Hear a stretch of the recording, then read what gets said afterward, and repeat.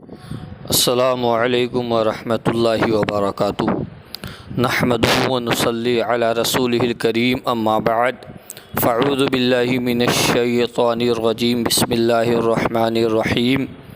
وقل جاء الحق وزهق الباطل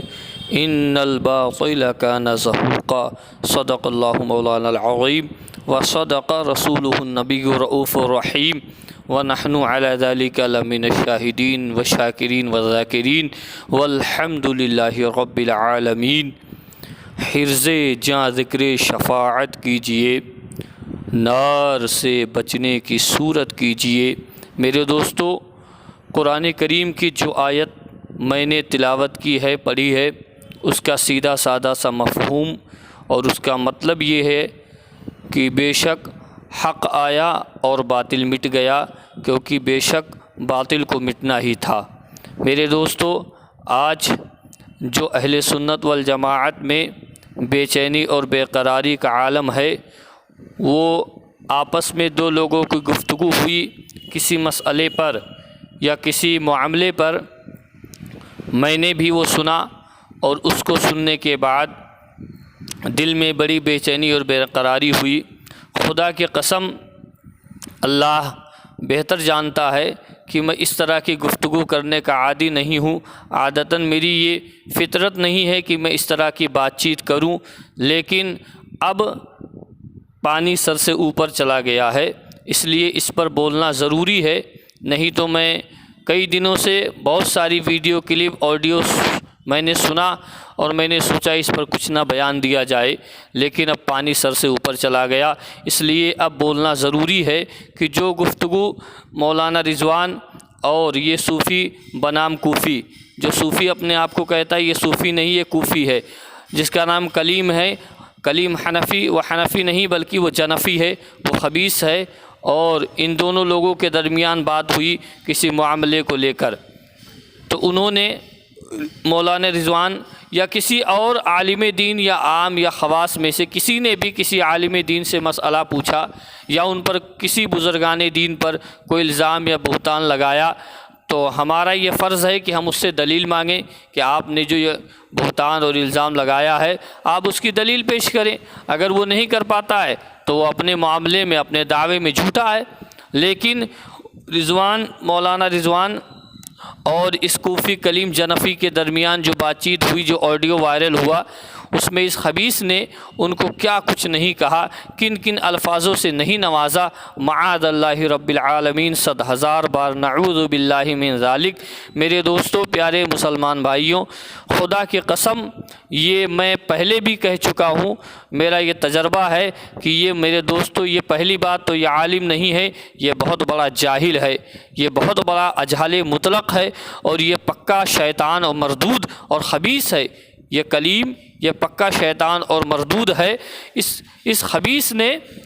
رضوان شمسی نے، کسی کو فاسق معلن یا فاسق و فاجر کہا تو اس پر اس کو دلیل مانگنی چاہیے۔ اس مردود نے دلیل نہ مانگتے ہوئے ان کو کہہ دیا تم کافر ہو، میں تمہاری بات نہیں مانتا، چلو ہماری بات آپ نہ مانو، یہ الگ بات ہے، آپ چاہو مانو چاہے نہ مانو، یہ آپ کی مرضی ہے، لیکن اس نے پلٹ کے کہہ دیا کہ تم کافر ہو، معاذ اللہ رب العالمین۔ اس خبیث مردود شیطان گدھے کو اتنا بھی پتہ نہیں ہے، اسلام اور شریعت کا بنیادی قاعدہ اور ضابطہ بھی معلوم نہیں ہے کہ بنا دلیل شرعی، بنا ثبوت شرعی کسی مسلمان کو کافر نہیں کہا جا سکتا ہے، اور اگر کہا اور حقیقت میں وہ مسلمان کافر نہ ہوا تو شریعت اور اسلام کا محکم اور مطلق فیصلہ ہے کہ وہ حکم کہنے والے پر پلٹ جائے گا، یعنی جس نے کہا کسی مسلمان کو کافر، وہ خود کافر ہو جائے گا عند شرع، اس پر تجدید ایمان، تجدید نکاح، تجدید بیعت، ساری چیزیں واجب ہو جائیں گی۔ میرے دوستو، اس مردود کوفی کلیم جنفی نے ان کو کافر کہہ دیا، جبکہ یہ مسلک کا نعرہ لگاتا گھوم رہا ہے، اور یہ مسلک کا بہت بڑا باغی ہے، یہ بہت بڑا اہل سنت والجماعت میں بہت بڑا فتین ہے، جس کا کام فتنہ لگانا ہے۔ اس خبیث نے، اس کو اتنا بھی نہیں معلوم کہ میرے امام اہل سنت کی بارگاہ میں ایک مسئلہ پیش کیا گیا سوال کی صورت میں، جو ایک کتاب جس کو ہم سبھی جانتے ہیں تقویۃ الایمان کے نام سے وہ چھپی ہے، لیکن ہم اسے تفویۃ الایمان کہتے ہیں۔ وہ ایمان کو فوت کرنے والی کتاب ہے، وہ ایمان کو خراب کرنے والی کتاب ہے۔ اس کے بارے میں پوچھا گیا، جبکہ اس کتاب پر لکھنے والے کا نام بھی لکھا ہوا ہے، ابھی بھی لکھا ہوا ہے، جس کا نام اسماعیل دہلوی ہے، اس کے نام سے یہ کتاب چھپی۔ لیکن حضور امام اہل سنت ہم سب کے مجدد دین و ملت نے جب یہ مسئلہ آپ سے پوچھا گیا کہ حضور اس کتاب میں حضور کی نبی کی بارگاہ میں، مدینے والے تاجدار کی بارگاہ میں بے پناہ اور بے شمار گستاخیاں اور بے ادبیاں بھری پڑی ہیں، تو میرے امام نے یہ نہ فرمایا کہ اسماعیل دہلوی کافر و مرتد ہے، کیونکہ اس زمانے میں مشہور ہو گیا تھا کہ یہ اس کی کتاب نہیں ہے، اس کے نام سے کسی نے چھاپ دی ہے۔ میرے امام کے قلم کو کتنا محتاط رب نے رکھا تھا، ان کا قلم کتنا محتاط ہے۔ میرے دوستو یہ دیکھو، میرے امام نے یہ نہ فرمایا کہ اسماعیل دہلوی کافر و مرتد ہے، فرمایا کہ اس کتاب کا لکھنے والا جس نے یہ کتاب لکھی ہے وہ بے شک بلا شک و شبہ کافر و مرتد ہے، اور اس کتاب کا پڑھنا حرام در حرام در حرام ہے، یعنی اس کتاب کا پڑھنا حرام سے بھی بڑھ کر حرام ہے، اشد حرام ہے۔ یہ میرے امام کا اللہ نے ان کے قلم کو کتنا محتاط رکھا تھا۔ میرے امام نے یہ نہ فرمایا کہ جس کا اس کتاب میں نام لکھا ہے وہی کافر مرتد ہے، کیونکہ اس کی توبہ یا اس کا یہ معاملہ مشہور ہو گیا تھا کہ اس نے لکھی نہیں، اس کے نام سے چھاپ دی گئی ہے، تو بھی میرے امام نے کتنا محتاط رکھا۔ اور یہ خبیث مردود شیطان جاہل مطلق خبیث، یہ کلیم جنفی، یہ بنا کسی ثبوت شرعی کے، بنا کسی دلیل شرعی کو کسی بھی مسلمان کو اٹھا کے کافر کہہ دیا، جبکہ اسے قاعدہ ہی نہیں معلوم اسلام کا، شریعت کا ضابطہ ہی نہیں پتہ ہے اس مردود کو، اور آڈیو میں بات کر رہا ہے، آڈیو جاری کر دیا جیسے کون سا قلعہ اس نے فتح کر لیا،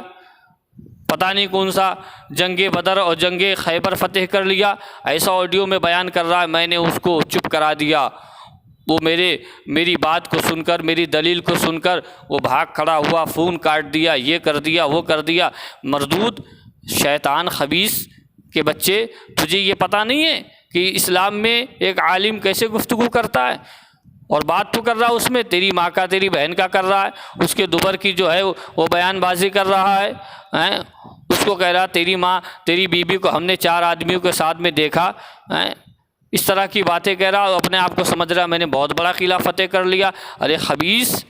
یہ اسلام اس طرح کی گفتگو کی اجازت نہیں دیتا۔ میرے آقا کی تعلیم یہ نہیں ہے، میرے امام کی تعلیم یہ نہیں ہے، بزرگان دین کی تعلیم یہ نہیں ہے کہ تم کسی کو گالی دو، اونچی آواز میں بات کرو اور سمجھو میں نے قلعہ فتح کر لیا، میں نے جنگ جیت لیا۔ خبیث، تمہارے پیچھے ہوں گے آگے پیچھے تمہارے چمچے جو تمہاری جی حضوری کرتے ہیں۔